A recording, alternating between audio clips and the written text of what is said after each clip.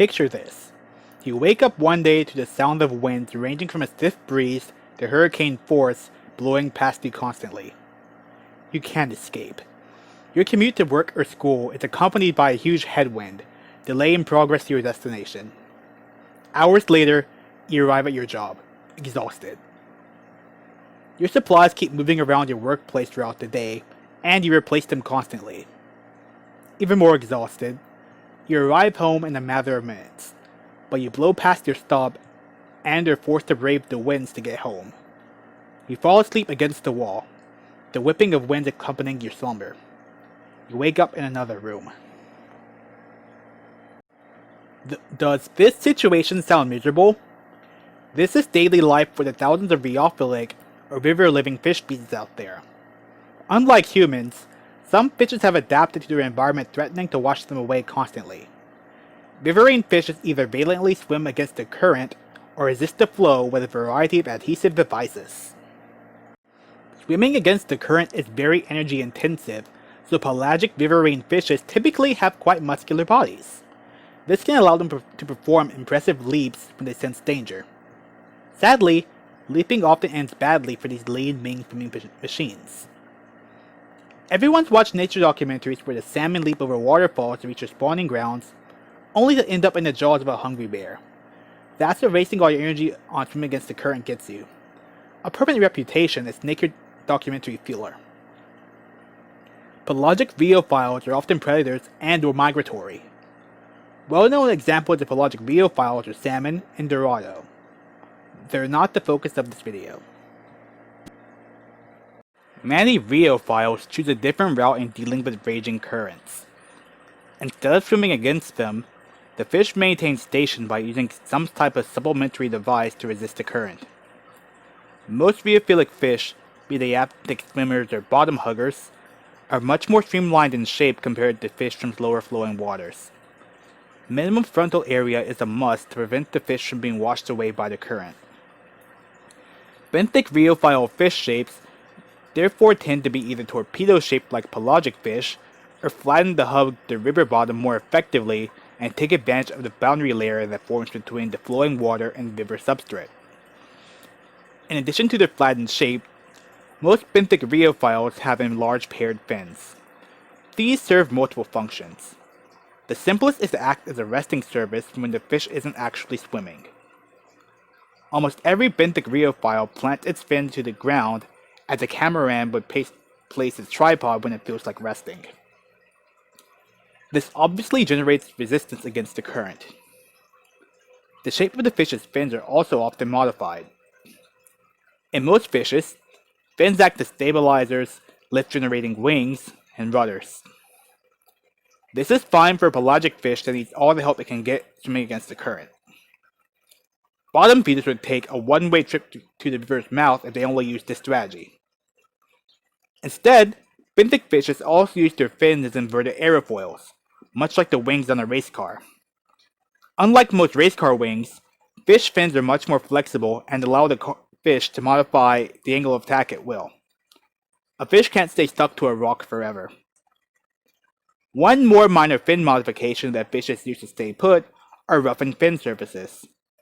This necessary roughness can come from modified scales, unculi, or keratinous overgrowths covering the body, or odontodes, which are modified skin teeth.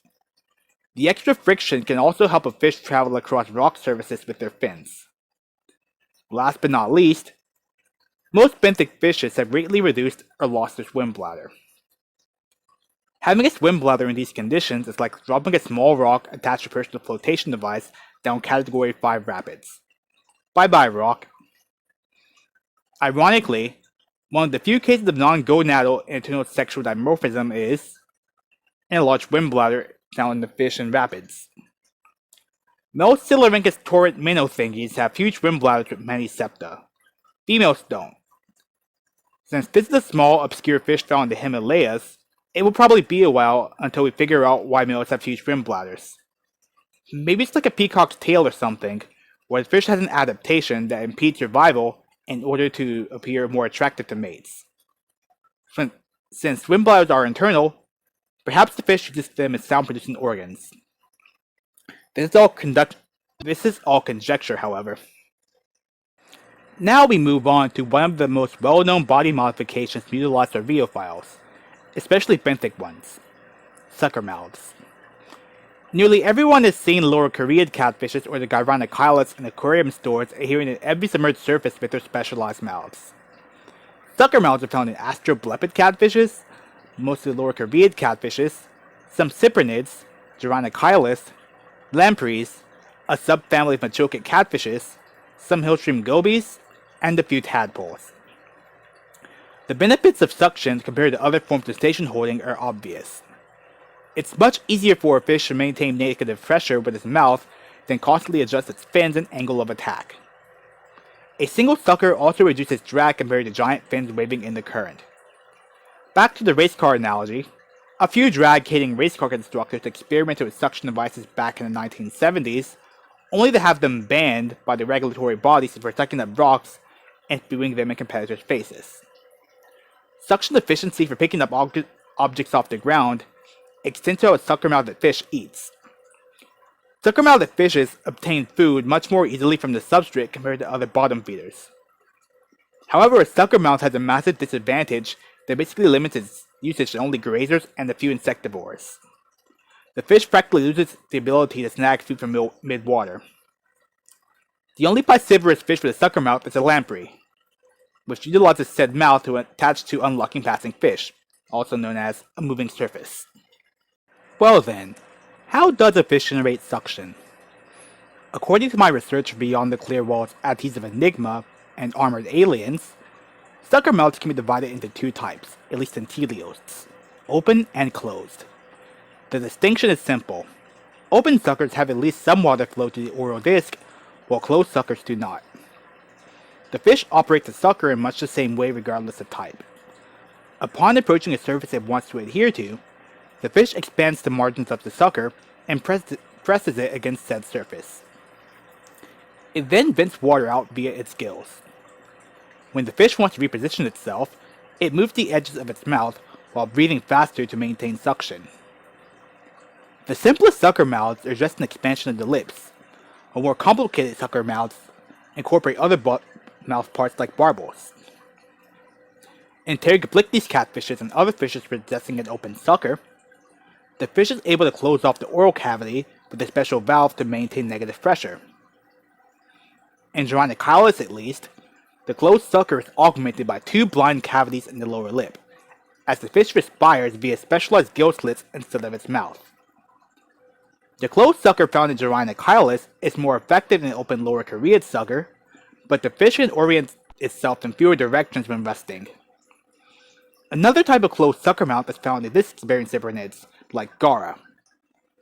Instead of the oral disc comprising the entire mouth, only the lower lip possesses a disc. From personal observation, this passive suction cup is much less effective than the typical sucker mouth, but the fish can still poorly grab passing food particles from mid-water. But, what if there's a way to have your cake and eat it too?